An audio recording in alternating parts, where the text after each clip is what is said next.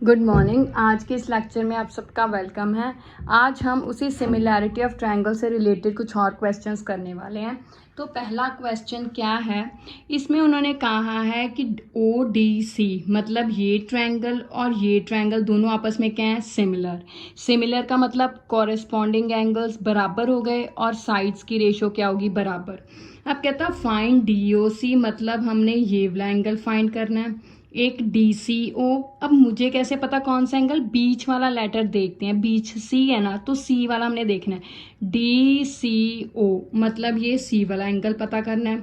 और OAB, बीच में A है तो A, ये रहा OAB, तो ये वाला एंगल पता करना है। अब जहाँ पे मैंने ब्लू मार्क किया है तो 3 एंगल्स की हमने वैल्यू निकालनी है।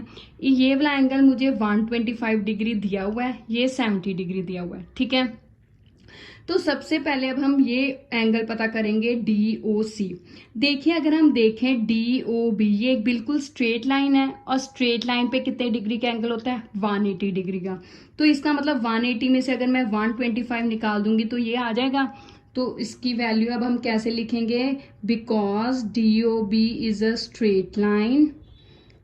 Straight line, therefore DOC plus BOC is equal to 180 degree, ठीक है। तो DOC की वैल्यू कितनी आ गई, 180 माइनस 125, क्योंकि BOC 125 है तो कितना आ गया, 55 डिग्री। अब ये मेरे पास आ गया 55 डिग्री, ठीक है। अब ये एक ट्रायंगल है, इस ट्रायंगल में ये 55 डिग्री है, ये 70 डिग्री, तीनों एंगल का सम कितना होता है, 180 डिग्री। तो इनका जोड़ करके 180 से हम माइनस कर देंगे तो ये आ जाएगा। तो चलिए, in triangle DOC angle 70 degree plus 55 degree plus angle DCO is equal to 180 degree.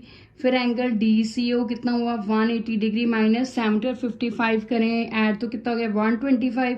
तो DCO भी कितना आ गया मेरे पास, 55 डिग्री। तो ये भी मेरे पास कितना आ गया, 55 डिग्री। अब हमने ये पता करना है, अब इसमें तो हमें कोई एंगल दिया ही नहीं हुआ, ठीक है, ज्यादा से ज्यादा यही दिया है, क्योंकि ये दोनों वर्टिकली ऑपोजिट एंगल्स है तो ये 55 हो सकता है, पर ये दोनों तो हमें पता ही नहीं है, ये पता करना है। तो कैसे करेंगे, देखिए DOC ये दोनों सिमिलर हैं, अगर सिमिलर ट्रायंगल्स है तो कॉरेस्पॉन्डिंग एंगल्स बराबर। अब A के कॉरेस्पॉन्डिंग कौन सा एंगल बनेगा, C, तो इसलिए A की भी वैल्यू कितनी हो जाएगी, C जितनी, 55। तो लिखेंगे because ODC is similar to triangle OBA, therefore A angle is equal to C angle, मतलब C कौन सा मैं कह रही हूँ, DCO, ठीक है। तो DCO कितना है मेरे पास, DCO है मेरे पास 55 डिग्री। तो कितना आ गया, एंगल A मेरे पास, यानी कि एंगल A का मतलब OAB कितना आ गया, 55 डिग्री। तो ये प्रूव हो गया, यही हमने पता करने थे, तो हो गया, है ना इजी। सिंपल क्वेश्चंस देख के हमने ये टेंशन नहीं लेनी कि हाई बहुत डिफिकल्ट है, आप उसको देखिए, बहुत इजी है। सिर्फ हमें सिमिलैरिटी की डेफिनेशन समझने की ज़रूरत है कि क्राइटेरिया क्या है। हमने पिछले लेक्चर में किया था कि कोई भी दो ट्रायंगल्स को सिमिलर करने का क्राइटेरिया क्या है, या तो दो एंगल्स के पेयर बराबर कर दीजिए, या साइड्स की रेशियो, या SCS, ठीक है। तो 3 ही तरीके हैं, तीनों में से जो अप्लाई होता है वही करेंगे। इसमें हमें वैल्यू पता करने को कहा था, वो करके उस यूज करके कर दिया। अब अगला देखिए, कहता diagonals AC and BD of A trapezium ABCD with AB parallel DC intersect each other at O, prove that this. तो सबसे पहले हम इसका बनाएंगे डायग्राम, ट्रेपीजियम बनाना है। तो पहले हम फटाफट से ट्रेपीजियम बना लेते हैं, फिर आगे बात करेंगे। ये लीजिए ट्रेपीजियम, तो ये मेरा बन गया ट्रेपीजियम, ठीक है। अब डायगोनल्स भी बनाने हैं तो डायगोनल्स भी बनाते हैं हम फटाफट से। ये रहा एक डायगोनल। डायगोनल का मतलब क्या होता है, ओपोजिट पॉइंट्स को ज्वाइन करना, ये और ये ओपोजिट है तो इनको ज्वाइन करना। अब सीक्वेंस में लिखें ABCD, अब कहाँ पे इंटरसेक्ट करते हैं, O पे, तो ये रहा, ये प्रूव करना है।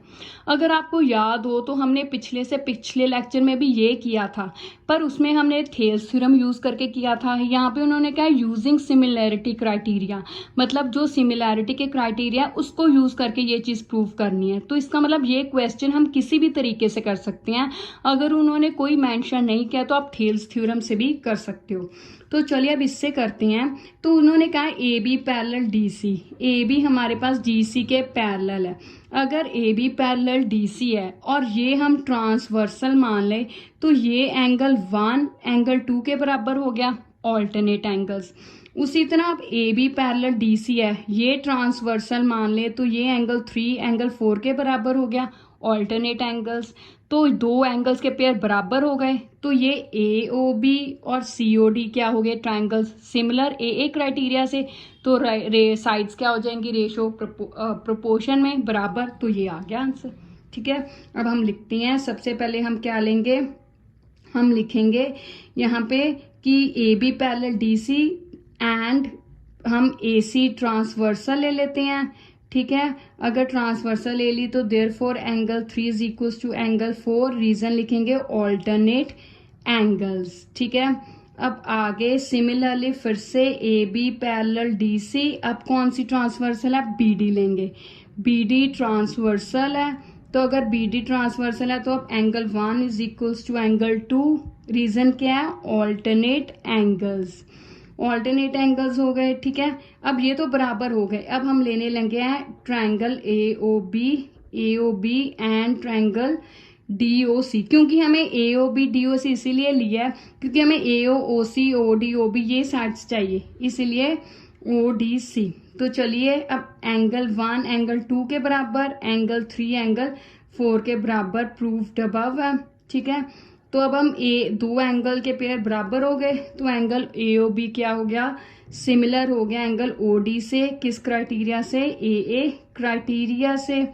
ठीक है, अब ये सिमिलर हो गया तो अब हम क्या लिख सकते हैं, अब इनकी साइड्स रेशो की बराबर होगी। तो चलिए ओ ए बाय ओ सी, तो O A by O C is equals to O B by O D. तो ये हो गया, यही प्रूव करना था हमने, तो हैंस प्रूव्ड हो गया ये हमारा। ठीक है ना। ये अब हमने कौन सा, सिमिलर क्राइटेरिया के थ्रू हमने ये क्वेश्चन प्रूव किया। ठीक है, अब चलिए अब अगला क्वेश्चन। उन्होंने ये एक ट्रायंगल दिया है, ट्रायंगल में ये साइड्स हमें दी हुई है, रेशो साइड्स की रेशो बराबर, और साथ में क्या है 1 एंगल 2 के बराबर है। ये रहा 1 एंगल, ये रहा 2 एंगल, दोनों बराबर दिए हैं। कहता है ट्रायंगल पी क्यू एस, मतलब ट्रायंगल पी क्यू एस, ये रहा ट्रायंगल पी क्यू एस, किसके सिमिलर करना है, टी क्यू आर के। टी क्यू आर ये बड़ा वाला ट्रायंगल, मतलब ये जो छोटा वाला ट्रायंगल है मेरे पास, इसको बड़े वाले ट्रायंगल से सिमिलर करना है। तो तरीके क्या हैं, दो एंगल के पेयर्स बराबर करेंगे, या तीनों साइड्स की रेशो आपस में बराबर करेंगे, या दो साइड्स की रेशो और बीच में एक एंगल बराबर करेंगे, यही है। तो अब हम देखते हैं, हमें देखिए एक तो एंगल बराबर दिया हुआ, पर देखते हैं कि ये वही ट्रायंगल है। देखिए अब एंगल 1 पी क्यू एस में आता है, पर एंगल 2 ये एंगल पी आर क्यू में आता है, हमने तो क्यू टू आर में लेना है। तो ये एंगल 2 पूरा तो आता ही नहीं, छोटा है, इसलिए ये हम उसमें नहीं ले सकते। तो अब हम इसका यूज करेंगे कैसे, देखिए angle 1 is equal to angle 2 है। अब हमने ट्रायंगल की ये प्रॉपर्टी सीखी हुई है कि अगर एंगल्स बराबर है तो उनकी ऑपोजिट साइड्स क्या होती हैं, बराबर। तो एंगल 1 के बराबर ऑपोजिट साइड कौन सी है, पी आर। क्यों हमने पी आर ली, क्योंकि एंगल 180 इसी ट्रायंगल में दिए हुए हैं। अगर बड़े ट्रायंगल में देते तो फिर हमारा काम सीधा ही था। ठीक है, अब हमने एंगल 2 के सामने कौन सी साइड है, पी क्यू, एंगल 1 के सामने पी आर। तो इसका मतलब पी आर इज बराबर किसके है, पी क्यू। रीजन क्या लिखेंगे, sides opposite to equal angles, opposite to equal angles are equal, ये प्रॉपर्टी होती है ट्रायंगल की, आर इक्वल। ठीक है, अब इसी चीज को हम यूज करेंगे यहाँ। ये क्या हमें गिवन दिया है, Q R by Q S.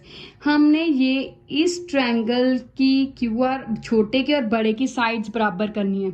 छोटे की हमें दी है क्यू आर, बड़े की क्यू आर दी है, उसके नीचे छोटे की क्यू एस, ये ठीक है।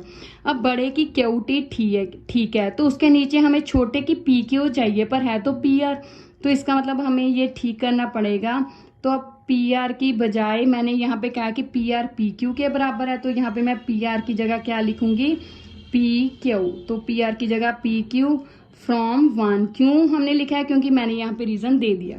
तो अब लेंगे ट्रायंगल जो हमने प्रूव करना था। देखिए अब हमारी दो साइड्स, ये वाली साइड्स बराबर हो गई और दोनों में क्यू एंगल कॉमन है, तो इसका मतलब बाय एस प्रॉपर्टी से हमारे दोनों ट्रायंगल्स क्या हो गए? सिमिलर।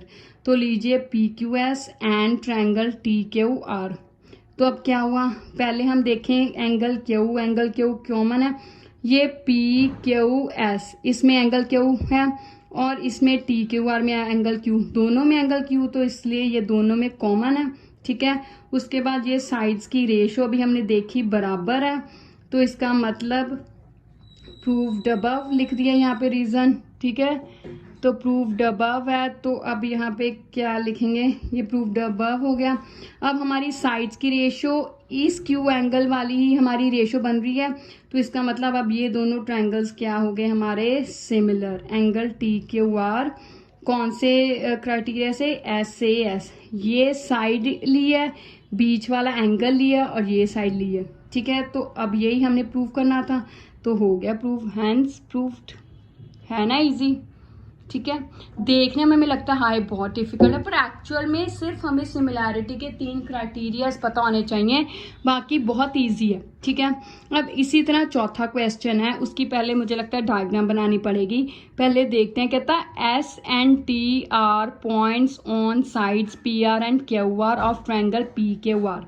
तो एक ट्रायंगल पी क्यू आर बनाए पहले तो हम, ट्रायंगल पी क्यू आर ये लीजिए। ठीक है, अब ये पी क्यू आर, आप सबसे पहले हमने ये डायग्राम बनाई है। अब इसमें हमें क्या कहा है कि R P Q S T हमने ले ली। अब उसने क्या है कि पी एंगल टी एंगल के क्या है? बराबर। लिखा हुआ है P angle is equal to R T S वाला एंगल ये बना। ठीक है, अब उसने हमने आर पी क्यू मतलब ये बड़ा वाला triangle and are T S मतलब ये छोटा वाला ट्रायंगल क्या करने हैं? सिमिलर। तो सिमिलर करने के वही 3 तरीके, दो एंगल्स का पेयर बराबर, या साइड्स की रेशो बराबर, या एस सी एस। ठीक है, अब देखते हैं। अब हमें एक एंगल तो इन्होंने बराबर दिया ही हुआ है, बड़े का एंगल आर पी क्यू, बड़े का एंगल कौन सा है? पी। ठीक है, बराबर आर टी एस, छोटे का एंगल कौन सा दिया है? टी, यानी कि आर टी एस, ये तो गिवन ही है। ठीक है, तो ये हमारे ट्रायंगल्स के सूट भी करता है, कॉरेस्पॉन्डिंग है, तो इसलिए ठीक हो गया। अब दूसरी बात देखिए, पी एंगल दोनों में कॉमन है, नहीं R angle, sorry, R angle जो है हमारा दोनों में कॉमन है। आर पी क्यू में भी आर एंगल है, आर टी एस का भी एक आर एंगल है, तो ये दोनों में कॉमन हो गया। तो अगर कॉमन हो गया तो इसका मतलब दो एंगल के पेयर्स बराबर हो गए, तो हम कह सकते हैं कि आर पी क्यू सिमिलर है आर टी एस के किस क्राइटेरिया से? बाय ए क्राइटेरिया से। ठीक है, तो यही हमने प्रूव करना था, तो हो गया। है ना इजी? सिर्फ हमें सिमिलैरिटी के क्राइटेरियाज की नॉलेज हो अगर कि किस तरह हमने प्रूव करना है, तो बहुत इजी है। ठीक है, ये आपकी 6.3 एक्सरसाइज से रिलेटेड क्वेश्चंस है। हम पिछले लेक्चर में अब और आगे भी 1-2 लेक्चर्स में अभी 6.3 के ही क्वेश्चंस करेंगे, इसीलिए मैं कह रही हूँ और भी इससे रिलेटेड एग्जाम्पल्स और क्वेश्चंस कीजिए। अगर आपको कोई चीज़ नहीं समझ आती तो मुझे कमेंट्स में बता सकते हैं। Thank you, have a nice day.